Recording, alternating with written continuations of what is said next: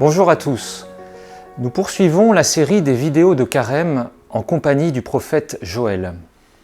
Le mercredi des Cendres, nous avons entendu en première lecture un passage du chapitre 2 qui commence par ces mots. « Et maintenant, oracle du Seigneur, revenez à moi de tout votre cœur dans le jeûne, les larmes et le deuil. » Pour le 4e épisode, nous méditons sur ce verset. Qui sait? Il pourrait revenir, il pourrait renoncer au châtiment et laisser derrière lui sa bénédiction. Cette phrase nous heurte peut-être. Elle laisserait entendre que Dieu pourrait vouloir nous châtier. Mais depuis la création, le projet de Dieu pour l'homme est un projet de vie, dans l'alliance avec lui. Et même si l'homme est infidèle, Dieu, lui, reste fidèle. Nous savons bien par expérience que l'homme ne choisit pas toujours de répondre à l'amour de Dieu et tombe alors dans le péché. Le péché conduit l'homme vers le châtiment. L'homme saisit douloureusement qu'il s'est séparé de Dieu, la source de l'amour pour lequel il est fait.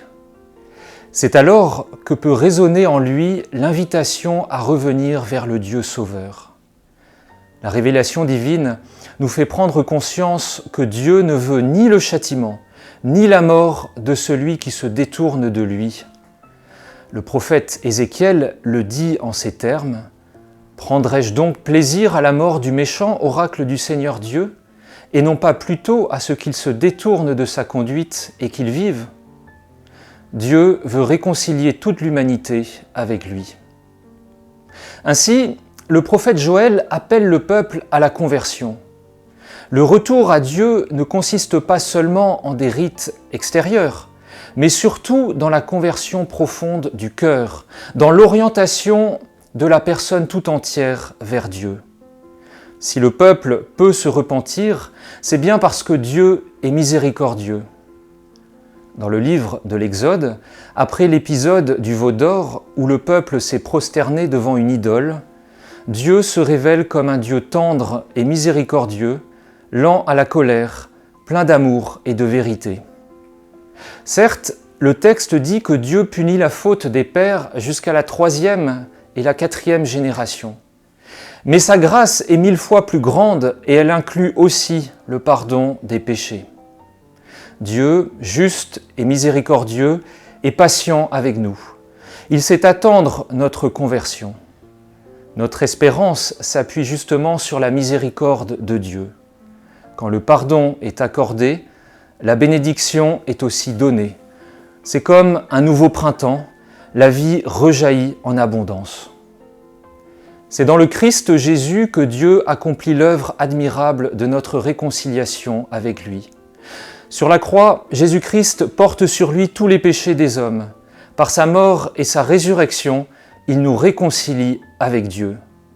Celui qui n'a pas connu le péché, affirme saint Paul, Dieu l'a pour nous identifié au péché, afin qu'en lui, nous devenions justes de la justice même de Dieu. La croix nous révèle l'amour bouleversant de notre Dieu. Dieu n'est pas un Dieu vengeur et sanguinaire qui se réjouirait de la mort de son Fils pour réparer nos péchés. La croix est la pleine révélation de l'amour de Dieu.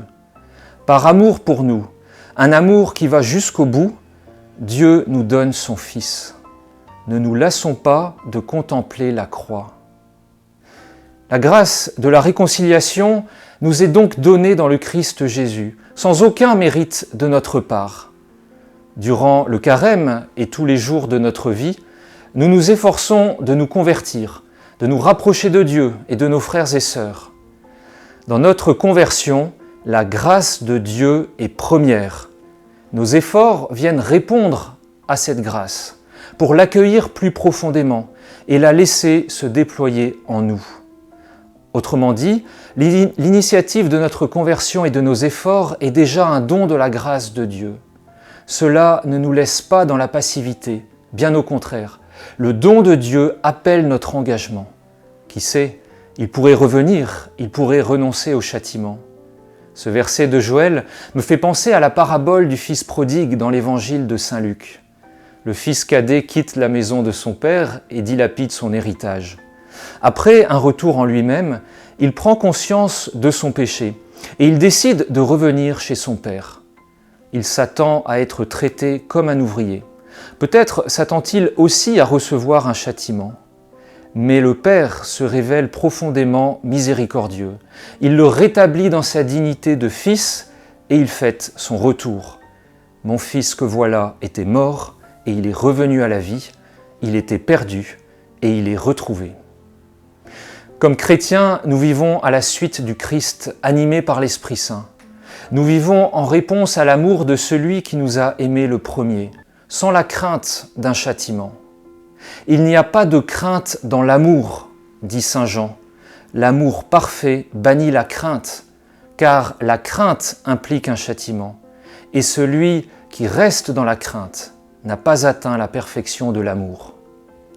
Au fond, le châtiment véritable serait un endurcissement radical et définitif à l'amour de Dieu.